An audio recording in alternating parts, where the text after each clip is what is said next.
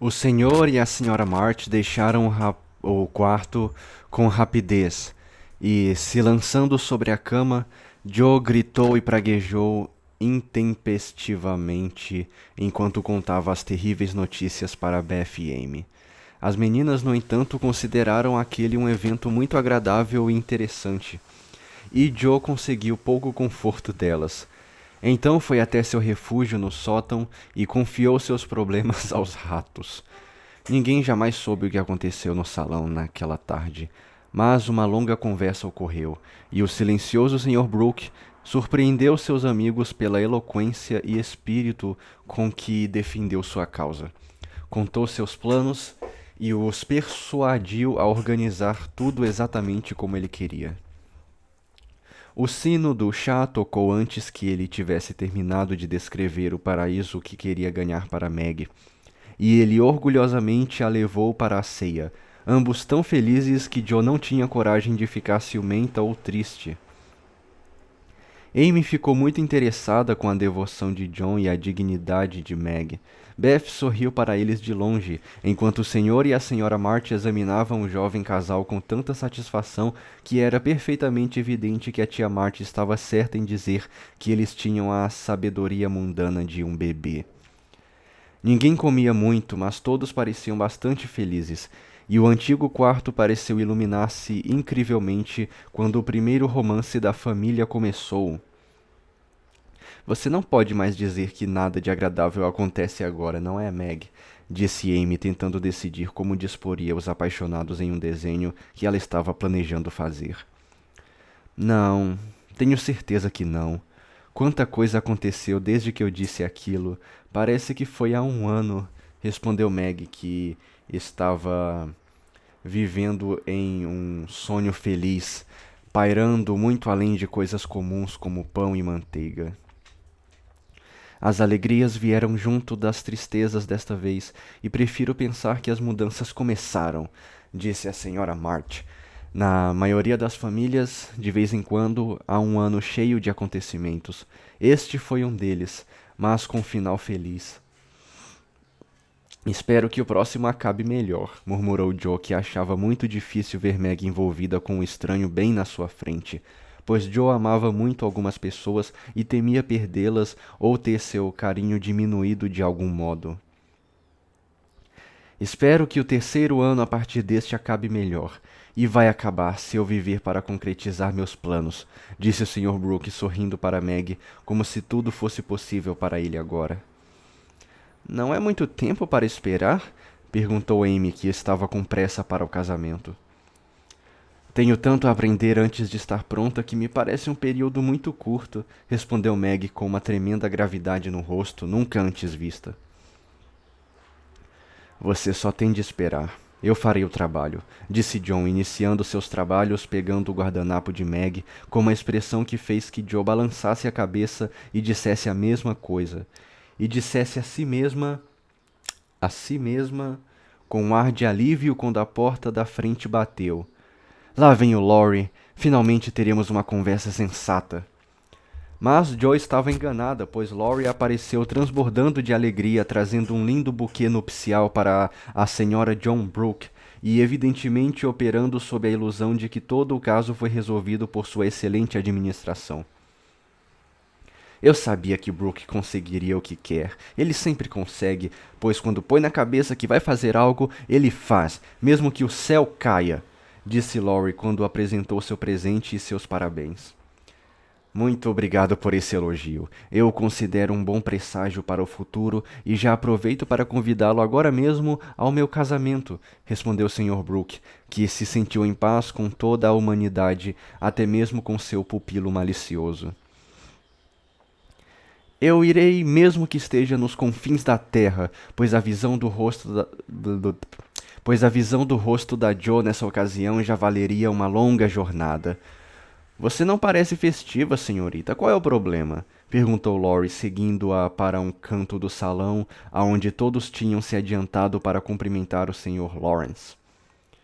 Eu não aprovo o casamento, mas decidi que o aguentarei e que não direi uma palavra contra, disse Joe solenemente. Você não sabe o quão difícil é para mim desistir de Meg, ela continuou com um leve tiritar na voz. Você não está desistindo dela, só está dividindo, disse Laurie tentando consolá-la. Nunca mais será a mesma coisa.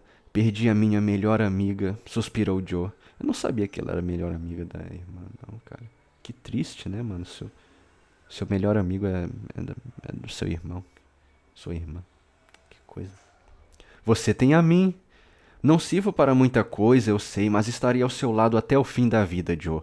Eu juro e dou a minha palavra. Laurie falava sério.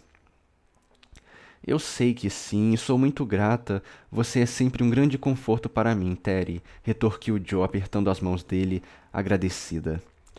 Bem, agora não fique triste. Seja uma boa companheira. Está tudo bem. Meg está feliz. Brooke logo se muda. O vovô vai ajudá-lo e será muito bom ver Meg em sua própria casinha. Teremos momentos muito divertidos depois que ela for embora, porque eu já terei terminado a universidade e então iremos para o exterior fazer uma ou outra viagem. Isso não te consolaria? Prefiro pensar que sim, mas não temos como saber o que pode acontecer em 3 anos, disse Joe pensativa. É verdade. Você não queria poder olhar para o futuro e ver onde todos nós estaremos? Eu adoraria, replicou Laurie. Eu também, Laurie. Acho que não podemos, pois eu poderia ver algo triste e todo mundo parece tão feliz agora. Não acredito que eles possam ficar melhores que isso. E os olhos de Joe passearam lentamente ao redor da sala, brilhando enquanto olhavam a cena, pois a perspectiva era agradável. O pai e a mãe estavam sentados juntos, revivendo calmamente o primeiro capítulo do romance que começara cerca de 20 anos antes. Amy estava desenhando o casal que estava sentado em um mundo maravilhoso todo deles, e cuja luz tocava seus rostos com uma graça que a pequena artista não conseguiu reproduzir. Beth estava deitada no sofá falando alegremente com seu velho amigo, que segurava sua mãozinha como se achasse que ela possuía o poder de levá-lo pela trilha pacífica em que ela caminhava. Joe se debruçou no seu assento favorito, com o olhar grave e silencioso que melhor a definia, e Laurie, apoiado na parte de trás da cadeira, com o queixo no nível da cabeça encaracolada, sorriu de modo mais amável e acenou com a cabeça para ela pelo espelho que os refletia. E assim caem as cortinas sobre Meg, Joe, Beth e Amy. Se elas voltarão a se erguer, depende da recepção dada ao primeiro ato da trama doméstico chamada Mulherzinhas. Então essa aqui é o fim da primeira parte. Eu achei que tinha sido antes, cara. Mas tá bom, né? Fim da primeira parte. Segunda parte.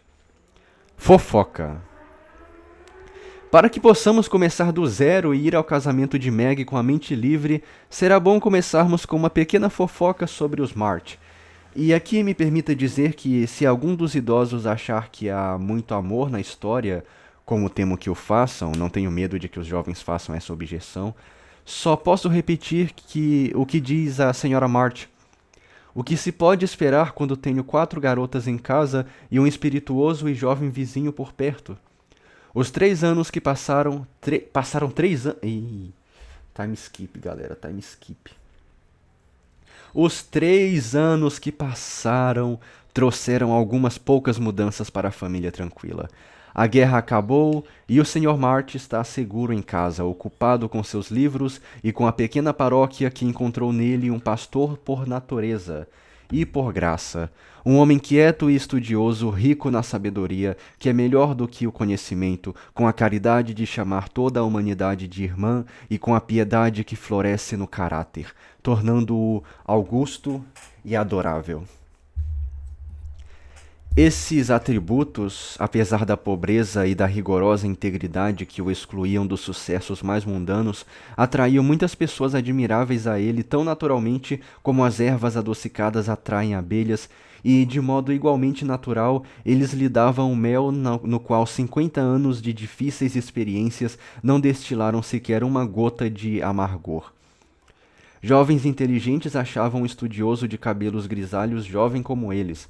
Mulheres pensativas ou perturbadas instintivamente levavam a ele suas dúvidas, certas de que encontrariam a simpatia mais gentil, o conselho mais sábio. Pecadores contavam seus pecados ao velho de coração puro e eram repreendidos e salvos. Homens talentosos encontravam nele um companheiro. Homens ambiciosos vislumbravam ambições mais nobres do que as suas. E até mesmo os mundanos confessavam que suas crenças eram bonitas e verdadeiras, embora não valessem a pena. Para os que viam tudo de fora, as 5 mulheres enérgicas pareciam governar a casa, e de fato era esse o caso em muitos aspectos, mas o quieto, estudioso, sentado entre seus livros, ainda era o chefe da família, a consciência doméstica, a âncora e o conforto, pois a ele as mulheres ocupadas e ansiosas sempre se voltaram em tempos difíceis, tendo-o no sentido mais verdadeiro dessas palavras sagradas por marido e pai. As meninas entregavam seu coração nos cuidados com a mãe, a alma nos cuidados com o pai, e ambos, que viviam e trabalhavam tão fielmente para elas, davam um amor que crescia com elas e os unia eternamente com o laço mais doce, que abençoa a vida e vence a morte. A senhora March está viva e animada como antes, embora mais grisalha do que quando a vimos pela última vez, e agora tão absorvida com os negócios de Meg que os hospitais e as casas, ainda tão cheios de meninos feridos e viúvas de soldados, sentem decididamente a falta das maternais visitas da missionária. John Brooke cumpriu seu dever com carinho por 1 ano. Feriu-se e foi enviado para casa sem permissão de retornar. Ele não recebeu estrelas ou condecorações, mas a mereceu porque alegremente arriscou tudo o que tinha, e a vida e o amor são muito preciosos quando ambos estão em plena floração. Perfeitamente resignado com a sua dispensa, se dedicou a melhorar, se preparando para o trabalho e para construir uma casa para Meg, com o bom senso e a robusta independência que o caracterizavam, recusou as ofertas mais generosas do Sr. Lawrence e aceitou o cargo de contador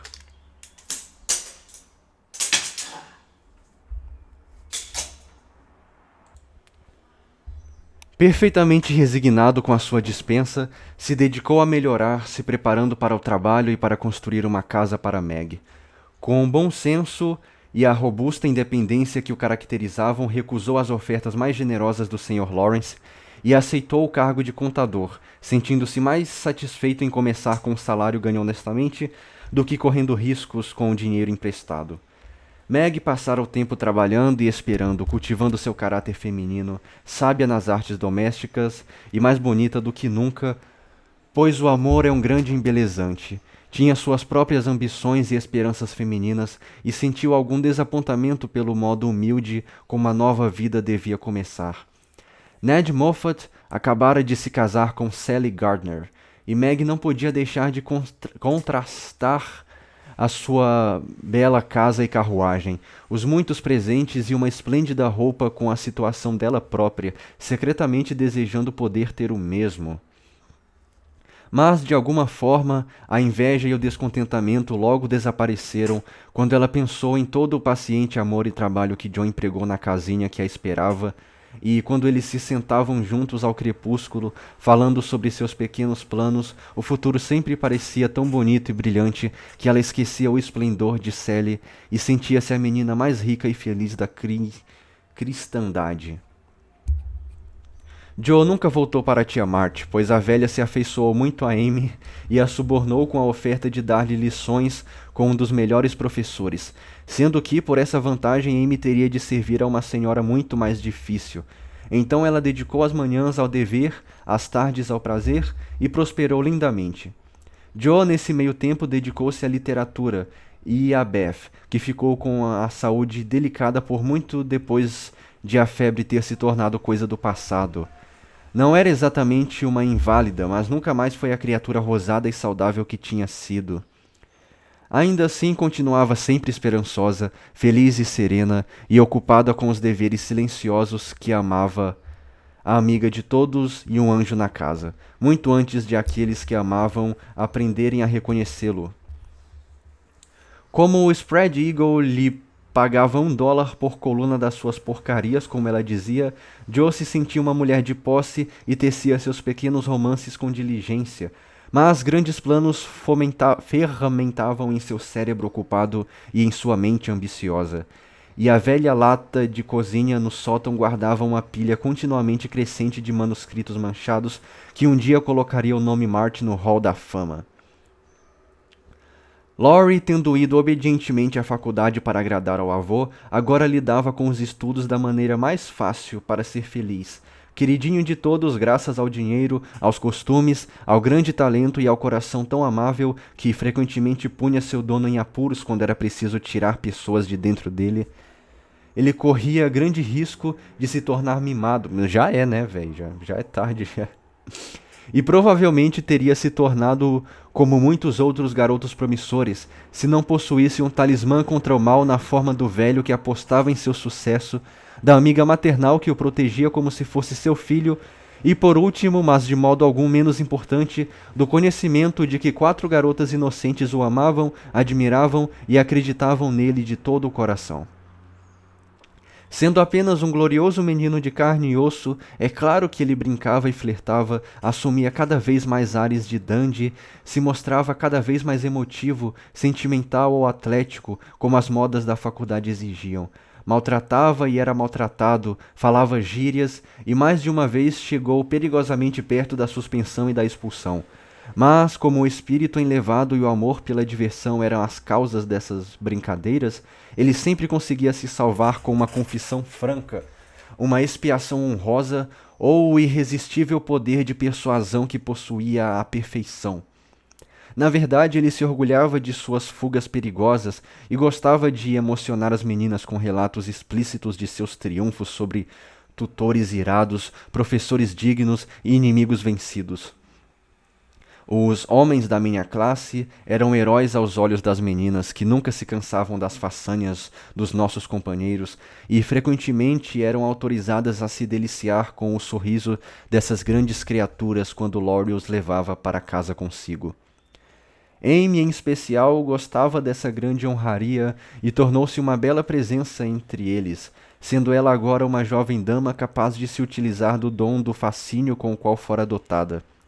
Meg estava muito absorta em seu John para perder tempo com outros senhores da criação. E Beth era muito tímida para fazer mais do que espiar e imaginar como Amy ousava dar-lhes ordens.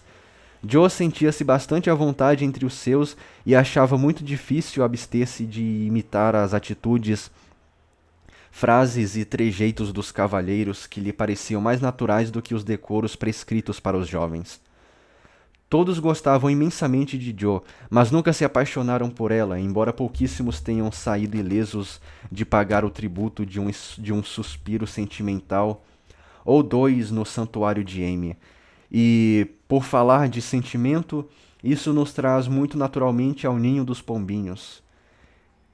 Esse era o nome da casinha marrom que o Sr. Brooke preparara para ser a primeira casa de Meg. Laurie a tinha batizado dizendo que era muitíssimo apropriada para os belos apaixonados que pareciam sempre um par de pombinhos, sempre se paparicando e arrumando amorosamente. Era uma casa bem pequena, com um jardinzinho nos fundos e um gramado do tamanho de um lenço de bolso na frente. Aqui Meg pretendia ter uma fonte, arbustos e uma profusão de flores encantadoras, embora no momento a fonte fosse representada por um cântaro arrasado pelo tempo, muito parecido com uma jarra dilapidada. Os arbustos consistem em vários lariços jovens, indecisos quanto a viver ou morrer, e a profusão de flores fosse uma simples alusão feita por regimentos de gravetos que indicavam onde as sementes haviam sido plantadas. Mas por dentro a casa era charmosa e a feliz noiva não via nenhum defeito, do sótão ao porão. É verdade que o corredor era tão estreito que eles tinham a sorte de não ter um piano, pois nunca teriam conseguido passar com um ali. A sala de jantar era tão pequena que 6 pessoas teriam de se apertar e as escadas da cozinha pareciam construídas com o propósito expresso de derrubar tanto os criados como a extensa porcelana no depósito de carvão. Mas, tendo-nos acostumado a essas pequenas imperfeições, nada poderia ser mais pleno, pois o bom senso e o bom gosto tinham presidido o mobiliário e o resultado era altamente satisfatório. Não havia mesa de mármore, espelhos longos ou cortinas de renda na pequena sala, mas móveis simples, muitos livros, um ou dois quadros, um carrinho de flores na sala saliente e espalhados por todos os lados os belos presentes que vieram de mãos amigas e eram os mais belos pelas mensagens amorosas que traziam. Não acho que a psique de porcelana que Laurie deu tenha perdido a beleza porque John fizera o suporte no qual ela se apoiava, que algum estofador pudesse ter drapejado as cortinas de musselina simples com mais graça do que a mão artística de Amy, ou que algum aposento fosse mais repleto de bons desejos, palavras alegres e esperanças felizes do que aquele em que Joe e sua mãe colocaram as poucas caixas, barris e pacotes de Maggie. E estou moralmente certa de que a nova cozinha jamais poderia ter ficado tão aconchegante e arrumada se Hannah não tivesse organizado cada pote e panela uma dúzia de vezes e deixado o fogo pronto para ser aceso assim que a senhora Brooke chegasse em casa. Também duvido que alguma jovem matrona tenha começado a sua vida de casada com uma oferta tão rica de espanadores, pinças e sacolas, porque Beth fez o suficiente para durar até as bodas de prata e inventou 3 tipos diferentes de panos de prato exclusivamente para a louça da noiva. As pessoas que contratam todas essas coisas nunca sabem o que perdem, pois as tarefas domésticas ficam embelezadas se feitas por mãos amorosas. E Maggie encontrou tantas provas disso que tudo em seu pequeno ninho, do rolo de abrir massa na cozinha ao vaso de prata na mesa da sala de estar, era eloquente do amor que havia na casa e do carinho que tudo fora planejado. Que momentos felizes eles planejaram juntos, que excursões de compras solenes, que erros engraçados cometeram e que risadas surgiram com ridículas pechinchas com que Laurie a aprecia. Em seu amor por piadas, esse jovem cavalheiro, embora quase terminando a faculdade, era o mesmo menino de sempre. Seu último capricho era trazer consigo em suas visitas semanais algum artigo novo, útil e engenhoso para a jovem dona de casa. Ora uma bolsa de notáveis alfinetes de roupa, ora um ótimo ralador de noz moscada que se despedaçou no primeiro uso, um limpador de faca que estragou todas as facas, uma vassoura que tirava a parte suave e felpuda do tapete e deixava a sujeira, sabonetes práticos que esfolavam a pele das mãos, cimentos infalíveis que só grudavam os dedos do comprador enganado, e todo tipo de lata, de um cofrinho de brinquedo para guardar os centavos, até uma caldeira maravilhosa que deveria lavar artigos em seu próprio vapor com todas as perspectivas de que explodiria no processo. Em vão, Meg pediu-lhe que parasse. John riu dele e Joe chamou de Sr. Toddles, personagem do livro The Toddles, de William Burton, que se irrita com sua mulher por ela não parar de comprar coisas desnecessárias em leilões. Ele estava possuído por uma mania de tratar com condescendência a ingenuidade dos Yankees e de querer ver seus amigos adequadamente equipados. Então, a cada semana se via um novo absurdo. Tudo foi feito, por fim, até mesmo os arranjos que Amy fez com diferentes sabonetes coloridos para combinar com os diferentes cômodos coloridos, e Beth preparou a mesa para a primeira refeição. Está satisfeita? Parece uma casa. Parece uma casa? Está satisfeita? Parece uma casa? E você consegue se imaginar feliz aqui? Perguntou a senhora March. Isso são boas perguntas, né? Está satisfeita? Parece uma casa? E você consegue se imaginar feliz aqui? Perguntou a senhora March, quando ela e a filha passaram pelo novo reino de braços dados, pois naquele momento elas pareciam mais apegadas do que nunca. Sim, mamãe, perfeitamente satisfeita, graças a todos vocês e tão feliz que não posso nem descrever o que sinto, respondeu Meg com um olhar que dizia mais do que as palavras. Se ela tivesse um ou dois servos, seria melhor, disse Amy saindo do salão onde tentava decidir se o mercúrio de bronze parecia melhor na prateleira ou na cornija da lareira. A mamãe e eu conversamos sobre isso e decidi tentar do jeito dela primeiro. Haverá tão pouco para fazer que, com Lottie cuidando das coisas para mim e me ajudando aqui e ali, só terei trabalho suficiente para evitar ficar preguiçosa ou com saudade de casa, respondeu Meg com serenidade. Sally Moffat tem 4, começou Amy. Se Meg tivesse 4, a casa nem daria para todos. E o senhor e a senhora teriam de acampar no jardim, interrompeu Joe, que envolta em um grande avental azul estava dando a última polida na maçaneta das portas. Sally não é esposa de um homem pobre e muitas criadas convêm a seu lar. Meg e John estão começando humildemente, mas tenho a sensação de que haverá tanta felicidade aqui como no casarão. É um grande erro deixar jovens como Meg sem nada para fazer além de se vestir, dar ordens e fofocar. Quando me casei, costumava esperar que minhas roupas novas se desgastassem ou rasgassem para que eu pudesse ter o prazer de consertá-las, pois estava cansada de tanto fazer bordados chiques ou de tricotar meu lenço de bolso. Por que, por que você não ia até a cozinha para aprontar, como Sally diz que faz para se divertir, embora nunca se dê bem e os criados riam dela, disse Meg. Foi o que fiz depois de um tempo, não para aprontar, mas para aprender com a Hannah como as coisas deveriam ser feitas, para que meus criados não precisassem rir de mim. Era uma brincadeira no começo, mas chegou um momento em que fiquei realmente agradecida, não só por ter a vontade, mas a capacidade de cozinhar alimentos saudáveis para as minhas meninas e saber me ajeitar quando eu não pudesse mais me dar ao luxo de pagar pela ajuda. Você começa na outra ponta, Meg querida, mas as lições que você aprender agora serão úteis mais cedo ou mais tarde, quando John se tornar um homem mais rico, pois uma dona de casa, por mais esplêndida que seja, precisa saber como deve ser feito o trabalho do lar, se ela deseja ser bem e sinceramente servida. Sim, mãe. Não tenho dúvida quanto a isso, disse Meg, ouvindo respeitosamente o pequeno sermão, pois a melhor das mulheres se torna tagarela com o cativante tema de cuidar da casa.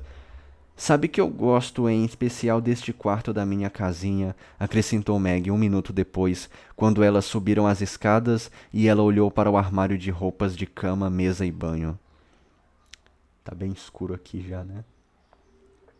Beth estava lá, colocando as pilhas de lençóis brancos como neve com suavidade nas prateleiras e se regozijando com a boa disposição. Todas as três riram quando Meg falou, pois aquele armário era uma piada.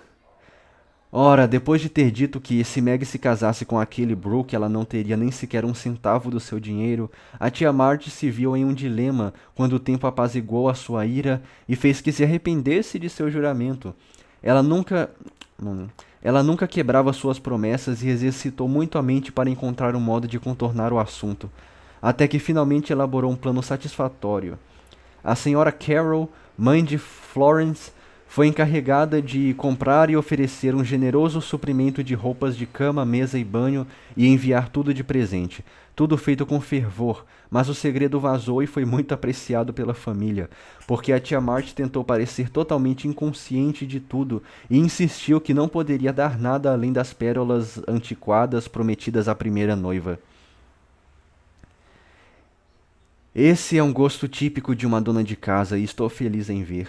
Eu tinha uma jovem amiga que começou a vida de casada com 6 lençóis, mas a companhia dela eram tigelas para lavar as mãos e isso a satisfazia, disse a senhora Marty, acariciando as toalhas de damasco e apreciando sua delicadeza de maneira verdadeiramente feminina. Não tenho nenhuma tigela, mas esse é um arranjo que vai durar mais que eu, disse Hannah, e Meg parecia bastante contente, o máximo que podia.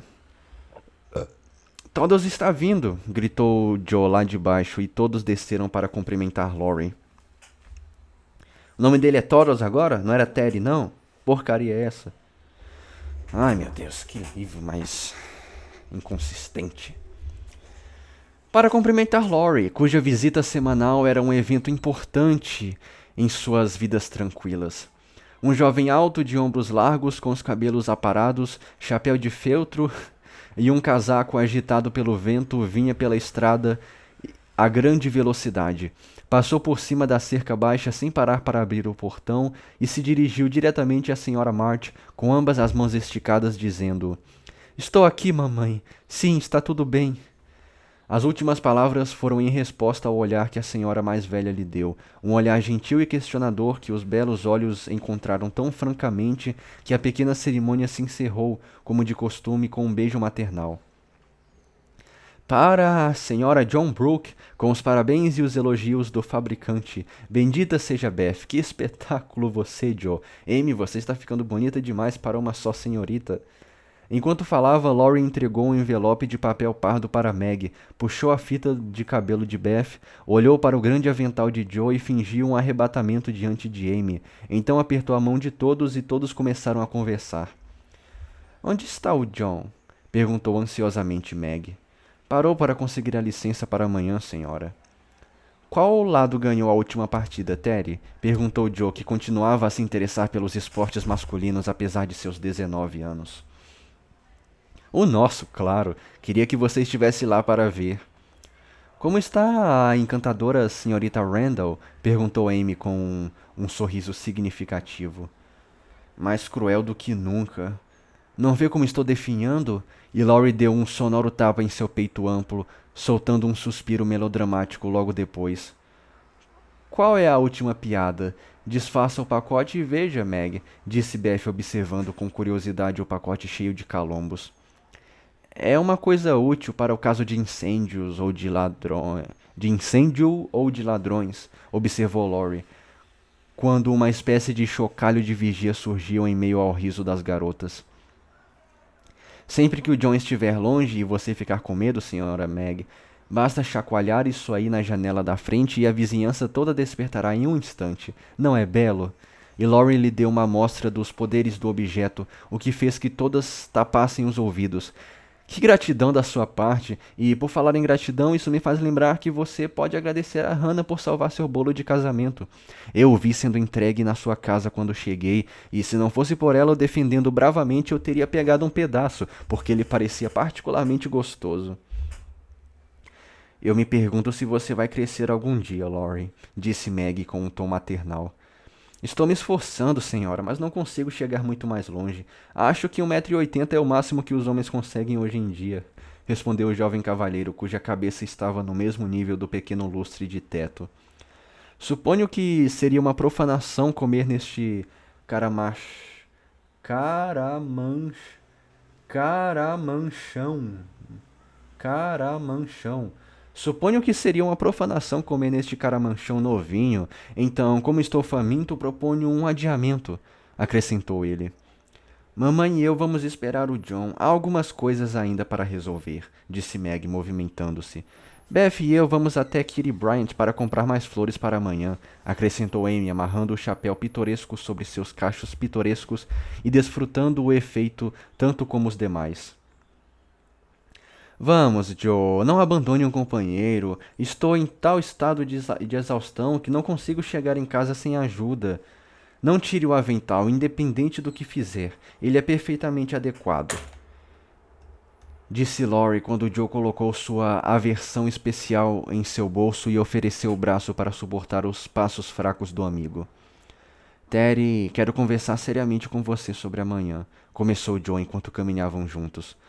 Você precisa prometer que vai se comportar bem e não vai fazer brincadeiras e estragar nossos planos. Jamais. E não diga coisas engraçadas quando precisarmos ficar sérios. Nunca faço isso. Essa é sua função. E imploro que não olhe para mim durante a cerimônia. Eu com certeza vou rir se você fizer isso. Você não vai nem me ver. Você vai estar chorando tanto que a densidade da neblina vai obscurecer sua visão. Eu nunca choro, a menos que seja por uma grande aflição. Como amigos indo para a faculdade, né? Laurie a interrompeu com uma risadinha sugestiva. Não seja palhaço, só soltei um suspirinho para acompanhar as meninas. Exato. E, Joe, como está o vovô esta semana? De bom humor? Muito. Por quê? Você se meteu em confusão e quer saber como ele vai reagir? Perguntou Joe de maneira bastante brusca. Você acha que eu olharia sua mãe nos olhos e diria tudo bem se não estivesse tudo bem? E Laurie parou com um ar de ofendido. Não acho. Então pare com essas suspeitas. Só quero um pouco de dinheiro, disse Laurie, caminhando novamente, apaziguado pelo tom carinhoso da amiga. Você gasta muito, Terry. Claro que não. Não sou eu que gasto. O dinheiro se gasta sozinho. Não sei como, e ele some antes de eu perceber. Você é tão generoso e gentil que deixa as pessoas pegarem emprestado. Não sabe dizer não a ninguém. Nós ficamos sabendo sobre o Henshaw e tudo que você fez por ele. Se você sempre gastasse o dinheiro assim, ninguém o culparia, disse Joe calorosamente. Ah, ele fez uma tempestade em copo d'água. Você não gostaria que eu deixasse aquele bom camarada se matar de trabalhar por precisar de dinheiro, sendo que ele vale uma dúzia de nós preguiçosos, não é mesmo? Claro que não, mas não vejo motivo para ter 17 coletes, gravata sem fim e um novo chapéu toda vez que vem à nossa casa. Pensei que você tivesse superado a sua fase dandy, mas de vez em quando ela surge de novo. Agora a moda é ser repugnante, deixar a cabeça parecendo um esfregão, usar uma jaqueta apertada, luvas laranja e botas de circo, botas de bico quadrado. Tá tudo escuro, meu. Mas tá bom, eu deixo escuro assim mesmo. E botas de bico quadrado. Meu, pera aí.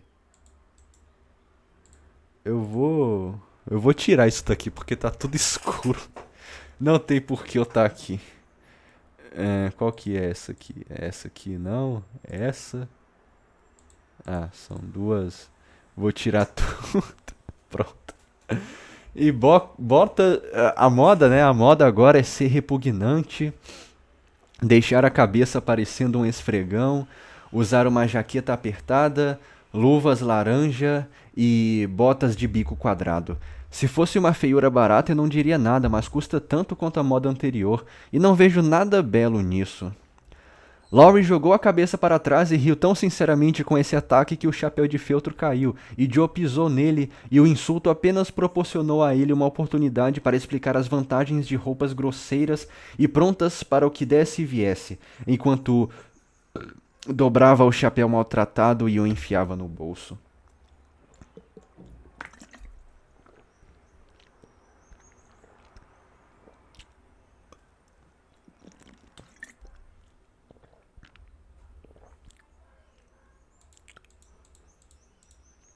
Uhum.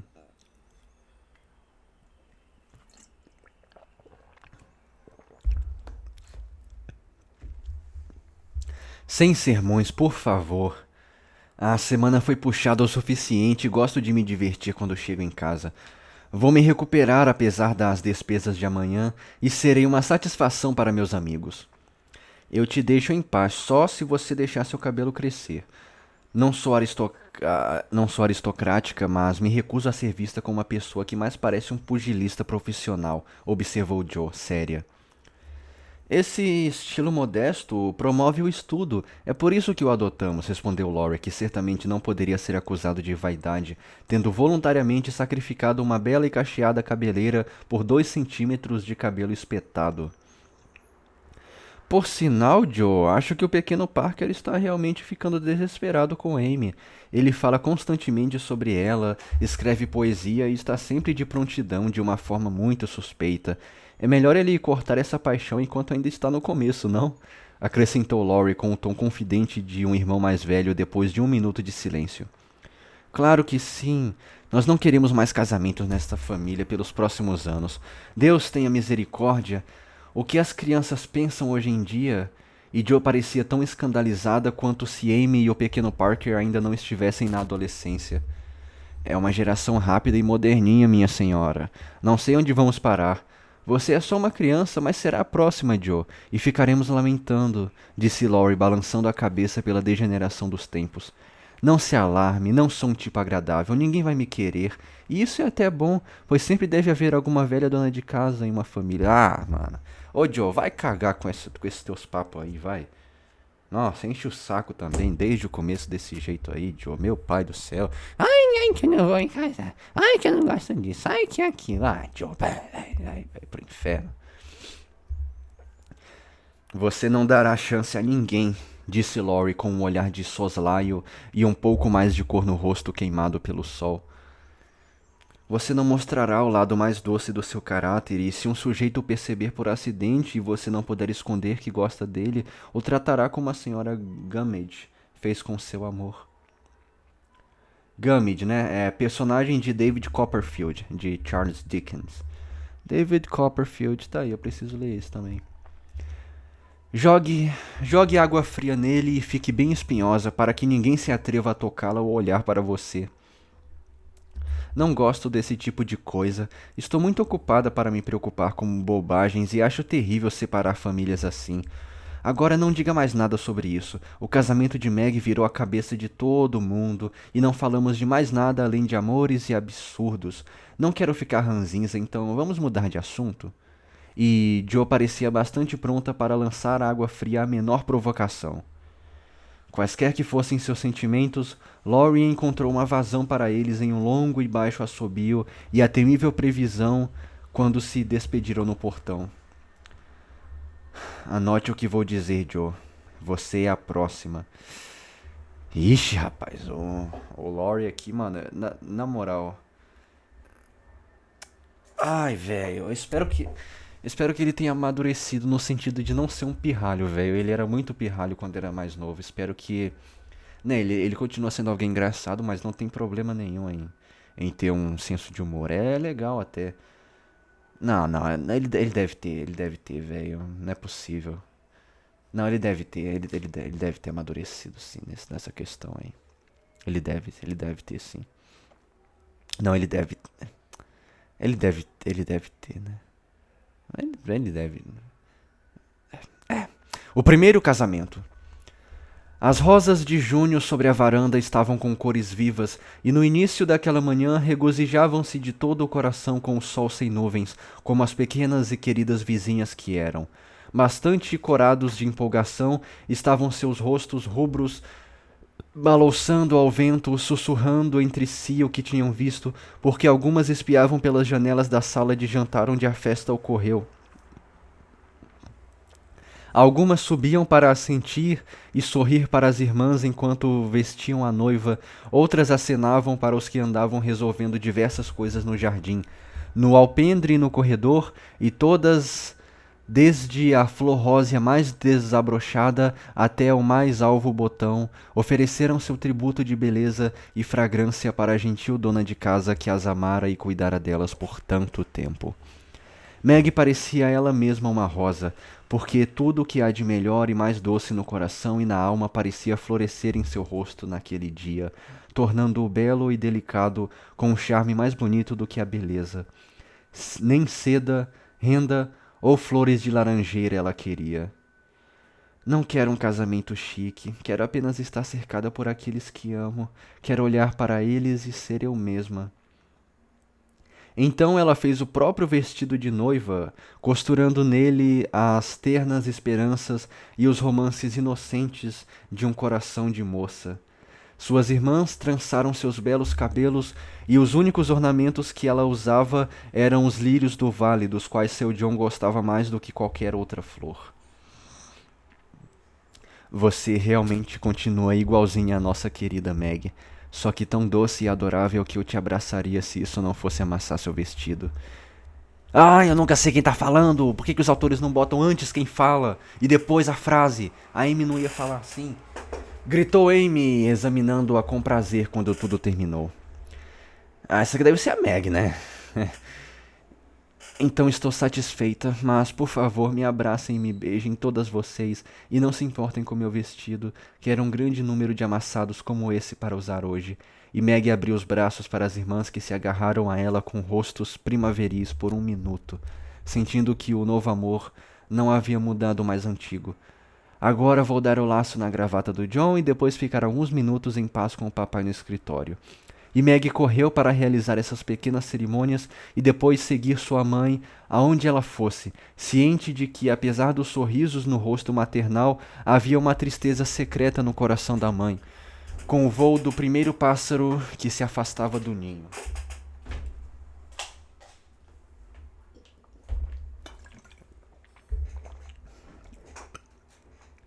Enquanto as meninas mais jovens estão juntas, dando os últimos toques à sua toilette, pode ser um bom momento para contar algumas das mudanças que 3 anos fizeram em sua aparência, pois todas estão melhores agora, vejam só. Os ângulos de Joe estão muito suavizados, ela aprendeu a se portar com leveza, se não com graça. Os cabelos ondulados se alongaram em cachos grossos, mais adequados à pequena cabeça que em cima a alta figura. Há uma cor fresca em suas bochechas morenas, um brilho suave em seus olhos e apenas palavras gentis caem de sua língua afiada hoje. Beth cresceu delgada, pálida e mais silenciosa do que nunca. Os olhos bonitos e gentis são maiores e neles há uma expressão que entristece, embora não seja triste. É a sombra da dor que toca o rosto jovem com paciência tão comovente. Mas Beth raramente se queixa e sempre fala com esperança de melhorar em breve. Oh, mano, a Beth se ferrou, velho. Que droga. Amy é com razão considerada a flor da família, pois aos 16 anos tem os ares e o rosto de uma mulher adulta, não linda, mas possuidora daquele encanto indescritível chamado charme. Ele é visto nas linhas da sua figura, no talhe e gesto de suas mãos, no movimento de seu vestido, o jeito como lhe caem os cabelos, algo inconsciente, mas harmonioso e tão atraente para muitos como a própria beleza. O nariz de Amy ainda a afligia, pois ele nunca se tornava apolíneo. O mesmo ocorria com sua boca, sendo muito larga e dona de um queixo assertivo. Essas características agressivas davam caráter a todo o seu rosto, mas ela nunca conseguiu vê-lo assim, e consolou-se com sua aparência maravilhosamente bela, seus olhos azuis interessantes e cachos mais dourados e abundantes do que nunca. Todas as três usavam roupas de um cinza-prata desbotado, seus melhores vestidos para o verão, com rosas vermelhas no cabelo e no peito, e as três pareciam o que eram, garotas de rosto jovem e coração feliz, parando por um momento suas vidas ocupadas para ler com olhos desejosos o capítulo mais doce do romance da feminilidade. Não haveria cerimoniais performáticos. Não haveria cerimoniais performáticos. Tudo seria tão natural e familiar quanto possível. Então, quando a tia Marty chegou, ficou escandalizada ao ver a noiva entrar correndo para recebê-la e levá-la.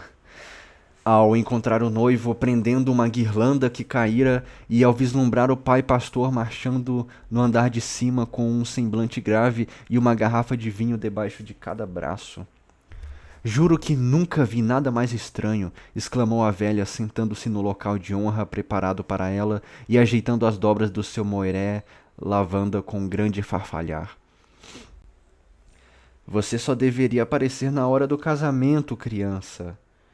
Não sou uma peça de exibição, tia, e ninguém está vindo para me observar, criticar meu vestido ou calcular o custo do meu almoço. Estou muito feliz para me importar com o que alguém diz ou pensa e vou conduzir meu casamentozinho exatamente como eu preferir. John, querido, aqui está o seu martelo. E lá se foi Meg ajudar aquele homem em sua tarefa altamente inapropriada. O Sr. Brooke nem sequer disse obrigado, mas quando se curvou para a ferramenta nada romântica, beijou sua noiva por trás da porta dobrável, com um olhar que fez a tia Marty passar o lenço de bolso no olho penetrante, subitamente umedecido por um orvalho. Um barulho, um grito e um riso de Laurie, acompanhado pela exclamação indecorosa: "Por Júpiter, Amon! Joe estragou o bolo de novo!" Eu tô falando muito errado, né? Por Júpiter, Amon, Joe estragou o bolo de novo. Causaram um alvoroço momentâneo que mal terminara quando um bando de primos chegou e a festa começou, como Beth costumava dizer quando era criança. Não deixe aquele jovem gigante se aproximar de mim, ele me preocupa mais do que os mosquitos, sussurrou a velha Amy quando os quartos se encheram e a cabeça negra de Laurie se elevava acima das demais. Ele prometeu se comportar hoje e sabe ser perfeitamente elegante quando quer, replicou Amy, que saiu para alertar Hércules sobre o dragão, o que o fez assombrar a velha com uma devoção que quase a distraiu. Distraiu. Não houve procissão nupcial, mas um súbito silêncio caiu sobre a sala quando o Sr. March e o jovem casal tomaram seus lugares sob o arco verde. Mãe e irmã se reuniram e se aproximaram como se relutantes em dar sua Meg. A voz paterna ficou embargada mais de uma vez, o que só fazia o serviço parecer mais bonito e solene. A mão do noivo tremia visivelmente e ninguém ouvia suas respostas. Mas Meg olhou diretamente nos olhos de seu marido e disse: "Eu aceito", com tal confiança no rosto e na voz que o coração de sua mãe se alegrou e a tia Marty fungou audivelmente.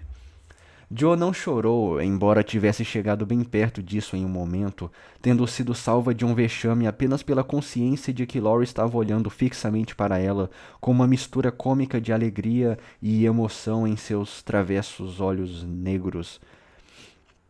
Beth manteve o rosto escondido no ombro da mãe, mas Amy parecia uma estátua graciosa com um raio de luz.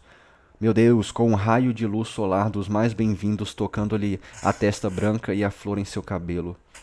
Não era exatamente parte do ritual, eu sei, mas assim que se viu devidamente casada, Meg gritou: "O primeiro beijo é da Mami!" Que porra é essa? Porra é essa, meu Deus? E girando, beijou-a com o coração nos lábios. Durante os 15 minutos seguintes, ela parecia uma rosa mais do que nunca, pois todos se valeram de seus privilégios. Do Sr. Lawrence e a velha Hannah, que adornada com um toucado temerosa e maravilhosamente feito, caiu sobre ela no corredor, chorando com um soluço e uma risada. Deus te abençoe, querida, uma centena de vezes. O bolo não vai decepcionar e tudo parece adorável. Todo mundo ficou mais calmo depois disso e falou algo brilhante. Ou tentou, o que também ajudou, pois a risada está sempre a postos quando os corações estão leves.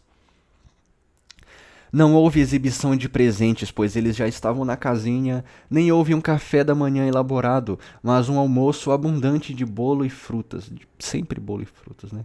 Decorado com flores.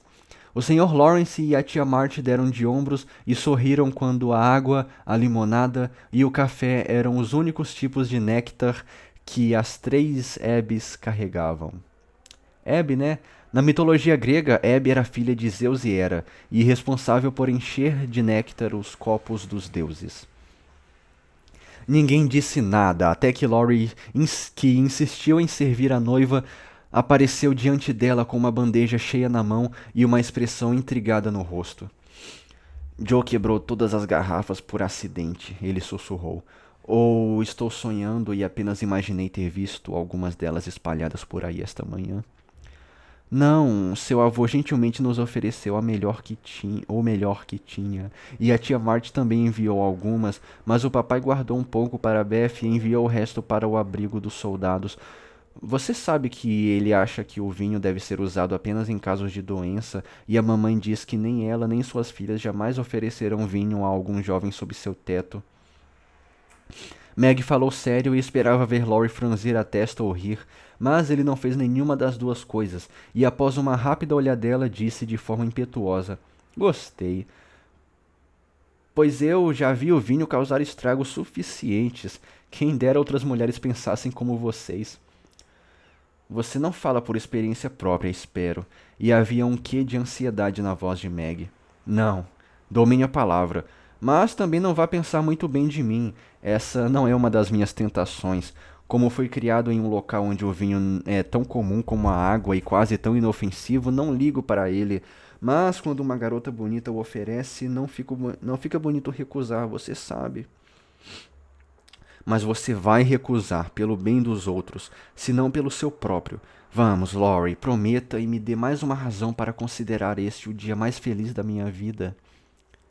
Uma demanda tão súbita e tão séria fez o jovem hesitar um momento, pois o ridículo é muitas vezes mais difícil de suportar do que a abnegação. Meg sabia que, se ele prometesse, manteria a palavra a todo custo, e sentindo seu poder, usou aquilo como uma mulher o faria para o bem de seu amigo. Ela não falou, mas olhou para ele com um rosto que a felicidade tornara bastante eloquente e um sorriso que dizia: Ninguém pode me recusar nada hoje. Laurie certamente não podia, e respondendo com um sorriso, ofereceu-lhe a mão, dizendo com coragem: Eu prometo, Sra. Brooke. Muito, muito obrigada. Um brinde para que tenha longa vida a sua resolução, Terry, gritou Joe, batizando-o com um toque de limonada enquanto acenava com a mão que segurava o copo e sorria com a aprovação dele. Então o brinde foi tomado e a promessa foi feita e lealmente mantida, apesar de muitas tentações, pois com a sabedoria instintiva as garotas aproveitaram o momento feliz para prestar um serviço ao seu amigo, pelo qual ele agradeceu a elas por toda a vida. Após o almoço, as pessoas passeavam em pares ou trios pela casa e pelo jardim, aproveitando o sol do lado de fora e de dentro. Meg e John estavam de pé no meio do gramado quando Laurie foi acometido por uma inspiração que deu toque final a esse casamento fora de moda.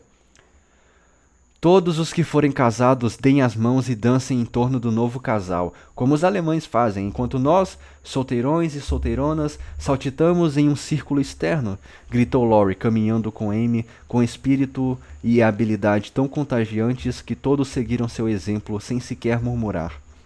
O senhor e a senhora March, o tio e a tia Carol começaram, e os outros foram rapidamente se juntando a eles. Até mesmo Sally Moffat, depois de um momento de hesitação, jogou a cauda do vestido sobre o braço e levou Ned para o círculo. Mas o mais engraçado foram o Sr. Lawrence e a tia March, pois quando o velho e nobilíssimo senhor foi solenemente atrás da velha senhora, ela colocou a bengala debaixo do braço e pulou rapidamente para dar as mãos ao resto das pessoas que dançavam ao redor do casal, enquanto os mais jovens invadiam o jardim como borboletas em um dia de verão. A falta de fôlego fez o baile improvisado terminar, e então as pessoas começaram a partir. Desejo-lhe tudo de bom, minha querida, desejo-lhe do fundo do coração, mas acho que você vai se arrepender disso, falou a tia March para Meg, acrescentando ao noivo quando ele a conduziu para a carruagem. Você tem um tesouro, meu jovem, faça por merecer. Esse é o casamento mais bonito que vejo em muito tempo, Ned, e não sei porquê, pois não havia nem um pouco de estilo em nada, observou a senhora Moffat ao marido quando foram embora. Laurie, meu rapaz, se você quiser entrar nesse tipo de coisa, chame uma dessas garotas para ajudá-lo, e ficarei muito satisfeito, disse o Sr. Lawrence, instalando-se na poltrona para descansar depois da emoção da manhã. Farei o possível para agradar-lhe, senhor, foi a resposta excepcionalmente obediente de Laurie quando ele soltou o ramalhete de flores que Joe cuidadosamente colocara em sua lapela. A casinha não ficava longe, e a única viagem nupcial que Meg fez foi a caminhada tranquila com John da antiga casa à nova. Quando desceu, aparecendo uma linda coacre em seu vestido branco, como uma pomba e seu chapéu de palha amarrado com uma fita branca, todos se reuniram ao redor dela para dizer adeus, como se ela estivesse prestes a partir para dar a volta ao mundo. Não acha que estou me separando de você, mami querida, ou que eu te amo menos por amar muito o John, disse ela agarrando-se à sua mãe, com os olhos marejados por um momento. Venho visitar vocês todos os dias, papai, e espero manter meu lugarzinho em seu coração, mesmo casada. Beth vai passar bastante tempo comigo e as outras garotas vão me visitar de vez em quando para rir das minhas tentativas de cuidar de casa. Obrigada a todos por este dia tão feliz. Adeus, adeus. Eles a observaram com o rosto cheio de amor, esperança e terno orgulho quando ela se afastava, apoiando no braço do marido com as mãos cheias de flores e o sol de junho iluminando seu rosto feliz. E assim começou a vida de casada de Meg. Ensaios artísticos. Demora muito tempo para as pessoas aprenderem a diferença entre talento e genialidade, especialmente no caso de homens e mulheres ambiciosos. Amy estava aprendendo essa distinção por meio de muita tribulação, pois, por confundir o entusiasmo com a inspiração, tentou se dedicar a todos os ramos da arte com audácia juvenil. Por muito tempo houve uma calmaria no negócio das tortinhas de lama, e ela se dedicou ao mais fino e ela se dedicou aos mais finos desenhos com caneta e tinta, nos quais demonstrava tanto gosto e habilidade que sua obra graciosa provava-se agradável e lucrativa. Mas olhos excessivamente cansados fizeram que a caneta e a tinta fossem deixados de lado, dando espaço a uma tentativa ousada de desenhar com a pirogravura. Enquanto essa empreitada durou, a família viveu em constante medo de um incêndio, pois o cheiro de madeira queimada permeava a casa a toda hora. Fumaça vinha do sótão e do galpão com frequência alarmante. Atiçadores vermelho incandescentes se espalhavam promiscuamente, e Hannah jamais concordou em ir dormir sem um balde de água e o sino do jantar ao lado da porta para o caso de incêndio. O rosto de Rafael foi corajosamente desenhado na parte inferior da tábua de madeira usado na cozinha e Baco na parte superior de um barril de cerveja. Baco, né, que é o deus do vinho na mitologia romana, diferente ali do Dionísio, né, que é o deus do vinho na mitologia grega, deus do vinho dos festejos, na parte superior de um barril de cerveja. Um querubim cantor adornava a tampa do pote de açúcar, e as tentativas de retratar Romeu e Julieta forneceram iluminação por um tempo. Do fogo ao óleo foi uma transição natural para os dedos queimados, e Amy se lançou à pintura com ardor nada diminuído.